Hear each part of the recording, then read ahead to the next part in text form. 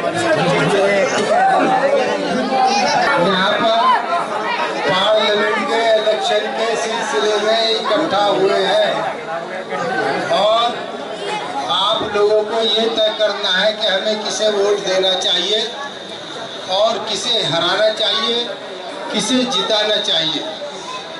तो इसके बारे में हम लोग आपके पास आए हैं। हमारा कहना यह है कि अब मौजूदा सरकार जो दिल्ली में हुकूमत कर रही है वो मोदी सरकार कहलाती है और इस मोदी सरकार ने सबसे पहला काम किसानों की कमर तोड़ने का किया। जैसा कि आप जानते हैं कि सबसे ज़्यादा मार किसानों को पड़ी है और ख़ास तौर से उन किसानों को जो गन्ने का बुआई करते हैं, गन्ने की फसल लगाते हैं। आज गन्ने की फसल का आलम यह है कि किसान पहले तो अपने घर से लागत लगाता है, उसके बाद फिर वो मिल में जाकर डालता है और जब पेमेंट की बात आती है तो पेमेंट 1 और 2 साल के बाद मिलता है। यहाँ पर मुख्यमंत्री आए थे सहारनपुर और वो ये कहकर गए थे कि हम हर 1 महीने के अंदर अंदर गन्ने का पेमेंट करा देंगे, लेकिन उस बात को भी आज तकरीबन 9 महीने हो गए, कोई पेमेंट अभी तक किसानों को नहीं मिला। इसी तरीके से जो किसान खाद का इस्तेमाल करते थे उसकी कीमत 2 गुनी हो गई है।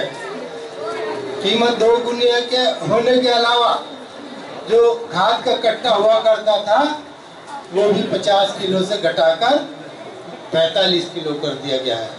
इसी तरीके से जो दवाई है किसान लोग इस्तेमाल करते थे उसकी कीमत भी 2 गुना कर दी गई है। आप ट्रैक्टर, ट्रॉली, टेलर, हैरो, ये जो चीज़ें किसान इस्तेमाल करते हैं, पहले इस पर कोई सेल टैक्स नहीं हुआ करता था, लेकिन ये पहली सरकार है जिसने इसके ऊपर सेल टैक्स लगाया।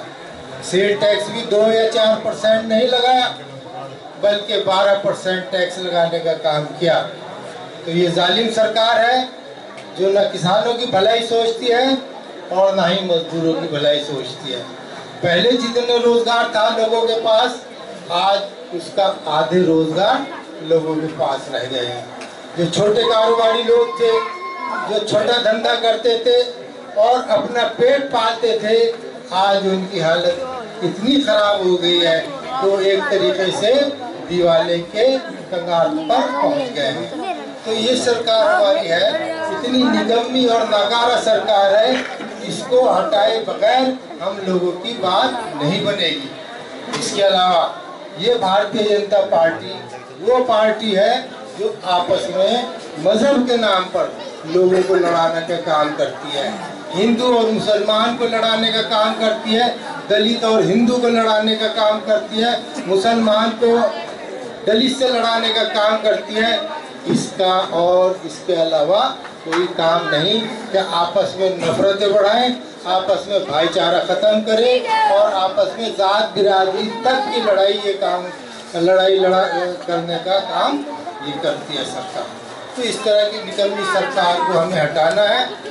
इसलिए आप आने वाली 11 अप्रैल को जब आप अपना वोट डालें तो सिर्फ और सिर्फ गठबंधन को वोट दें, क्योंकि ये गठबंधन ही भारतीय जनता पार्टी को हरा रहा है।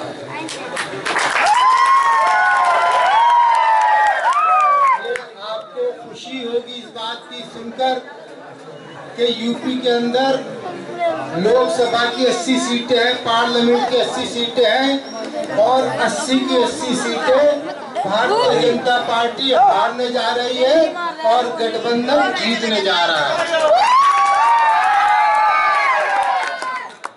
जब भारतीय जनता पार्टी यूपी के अंदर हार जाएगी तो इसका मतलब यह है कि ये दिल्ली में अपनी सरकार नहीं बना पाएगी।